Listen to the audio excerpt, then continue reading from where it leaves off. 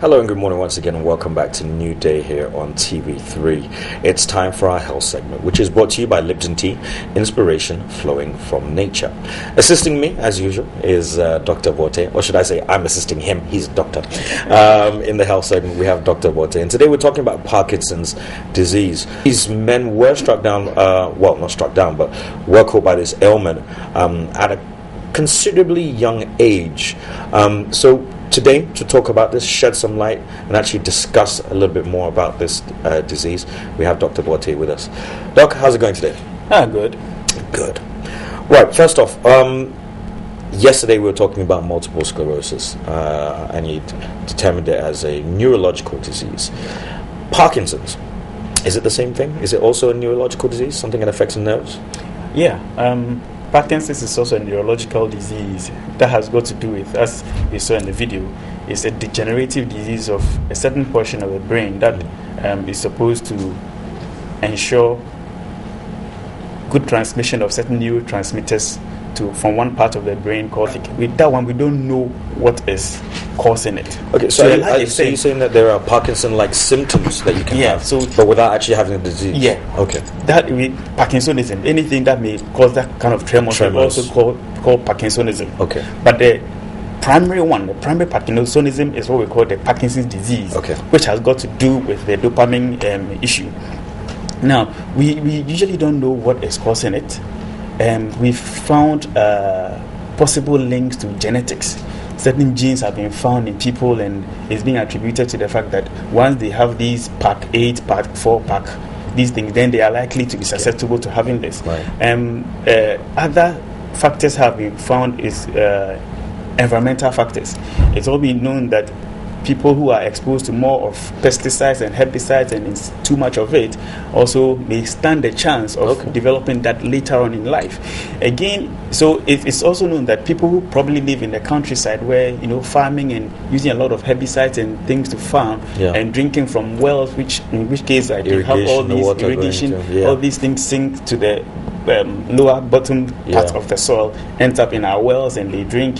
They also may have the chance of maybe developing that. But by and large, there can be people who may be exposed to all this, they may never develop it. Right. So the chances are that maybe somebody may be more susceptible than another person. Okay. Let's talk about symptoms, because one of the main things that we've already talked about is, the shaking, the uncontrollable shaking. But what are some of the other symptoms that can transpire from Parkinson's disease? Yeah, with Parkinson's, the first person who described it was, in recent times, was a British doctor called Parkinson, James Parkinson. So he wrote an essay of what he called the shaking palsy, because that's what was noticed. You have the person having uncontrollable involuntary movement of certain parts of his body. For example, the first is tremors. And these tremors, yesterday I mentioned something about intention tremor in the case of multiple sclerosis. He makes an attempt to pick something and then it starts shaking. But in the case of Parkinson's disease, it's actually a tremor at rest. It's about the opposite. When the person is at rest, the hand will be there and just watch. So you see something like this. When it's like that. Or the person is sitting there and the head goes like kind of shaky like that, and the person just cannot control it. But in this case of the Parkinson's, when the person makes an attempt to move, then he's able to the tremor move. Stops. The tremor stops. Okay. So he has tremor at rest. Somebody else with multiple sclerosis will be having intention tremor. So we have these involuntary tremors of the face, of the jaws, of the neck, of the arms or the limbs and the feet to be shaking. And several times, even just last week, a friend of mine who called me and was like, my mom hasn't been well for some time. He came describing other things, but I realized that the mom was sitting down and the hand was just like constantly shaking. And I was like, this is the other thing we need to look at. So I did some other physical examination. I was like, this is a type of Parkinsonism, possibly Parkinson's disease, and we'll try and sort it out. So that is tremors. Then again, they have what we call the rigidity. Apart from their muscle tone is usually, because from the video we heard of something called acetylcholine that causes to increase in tone of muscles. So somebody with Parkinson's disease may have a lot of rigidity in the arm. So even when you want to flex the arm like that, it's either slowly like a lead pipe, like you're bending a lead pipe.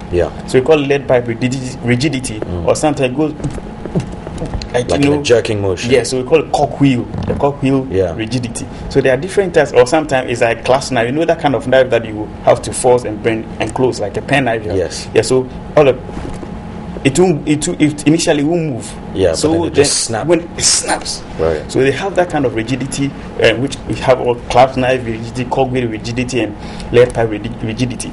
All these things are things that you find with the people with Parkinson's, and they have also some kind of slow movement. When their movement becomes extremely slow because things are rigid, they can't move that fast. So it affects their balance as well. Exactly. So postural balance, their balance is very shaky. They can't balance themselves well. As it progresses, their walking changes, their gait changes. We have what we call the Ferdinand gait. So what happens is that they are not able to straight their legs. Take long strides. Long strides. They cannot take long strides. So it's like one foot ahead of the other, just ahead, step by step, and then they move very fast. So that's what we witnessed when Muhammad Ali did the Olympic flame. That's right. When he got up there, because you could see that he was almost immobile. I mean, he was standing there, shaking, and even just to go and pick it up, those few steps that he was taking were very short. And he was hunched over. Yeah, he was hunched over, and then because of the rigidity of the face, the facial muscle also get rigid. So you see this kind of mask kind of face. Now, this is another thing I was going to say: speech. Exactly. Because obviously, like when you talk. You see him talk now. His face is very still. You just hear the speech coming from his lips. It causes disturbance in speech and all that kind of thing. And sometimes something interesting about him. If you watch him again, you see that always the fingers, the index finger and the thumb are together. Always like that. That's his boxing. That's his. You might think it's his boxing, but it's common to anybody who has Parkinson's. Yeah. We call it the pill rolling kind of thing. Like they are rolling a pill. So as much as they are shaking, then you see the thumb is still going. Wow. Okay. Is it fatal? It is not fatal. It's a lifelong thing. You can live with it. You can live with it. Just that it's difficult to accept. It makes your life uncomfortable. You cannot be that independent like you want to, and especially because of the fact that they have postural imbalances and postural instability. Sometimes they may fall if they are alone. So you realize that a lot of them, maybe somebody has to be with them because their balance is not the best. They may fall, and again at that time they are aged. So with the age their kind of age being 60 and about, their bones are already brittle. They may easily have fractures, and that could, with the fractures, then means that they will be in bed.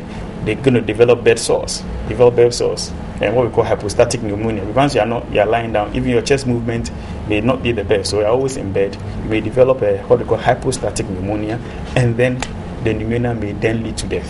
Okay. Now, we've established the fact that it's reduced amounts of dopamine within the brain, or dopamine being created within the brain, that causes Parkinson's. Now, dopamine also helps in regards to pain, doesn't it? I mean, when you've hurt yourself or something, it's the dopamine that gets released into your brain that kind of helps you manage with pain. So, I know that when Michael J. Fox had been diagnosed and finally going through it, he confessed that there was a lot of time where he was going through a lot of pain. And people didn't know. He was still running around doing his job. So the fact that these dopamine levels are seriously low, does it mean that the normal things that we might not consider as painful, i.e. a small pinch, could be extremely painful to somebody with Parkinson's? Yeah, so they may have that kind of symptom of being hyper above the normal levels. Theirs may be hyper in terms of their pain thresholds and their pain sensations. Okay. Finally, treatment. The treatment is to try and look at what went wrong, be the cause known or unknown. And what went wrong for the pathophysiology is that of degeneration of dopamine generating cells. So there's no dopamine. So the intention is, let's put dopamine into the person's system. It gets into, rather take the drug orally, and then it gets into the brain, gives the brain enough dopamine. Or let's give the person other agents whose action mimic the effect of dopamine. Right. So they have the levodopa, which has been used for ages, even before in the BC, before Christ. Wow. So the levodopa is something that they give into them, and then it's going to produce in the brain, converts to dopamine. Right. Or there are other MAO inhibitors that whose action will mimic that of dopamine. Or they also can be giving medications that would ensure that dopamine doesn't break down too quickly in the system, so that it's the person gets some good supply of dopamine. Again, with that treatment, usually we would wait till the symptoms have begin to become serious, because drugs always have side effects. So if in the initial stages, maybe you may be giving the mimicking ones, but when they get serious, then maybe be giving the direct level dopa to take. These are the things that are given as in oral medication. Yet there are sometimes that the degeneration is so much that even medications don't help. Then they might consider doing some surgeries, which I don't think brain surgery. Yeah, some forms of brain surgery to destroy the parts of the brain that are causing the Parkinson's disease. Right. But again, these are things that will be done only when extremely necessary, because touching just any part of the brain can have another effect somewhere else. Yeah, I've heard that. You don't just rush to go and put something in the brain before you realize you're smelling charcoal for the rest of your life. You know what I'm saying? Or burning hair. Yeah. So, all right. I want to say a big thank you, Dr. Bote, once again for helping us medically. Do you remember the story about Kwekwa Nancy when he went to steal beans and put it in a cup and was on his head? And no, please go ahead. Yeah, when we were kids, there was a story that Kwekwa Nancy went to steal beans, and when he was about to be caught, he just put it on his head and it was burning his head, and was standing in front of his asu or something, and he was just shaking his head. So that's Parkinson's for self-induced Parkinson's for Kwekwa Nancy. Thank you very much, Dr. Bote. All right, so this has been the health segment brought to you by Lipton Tea.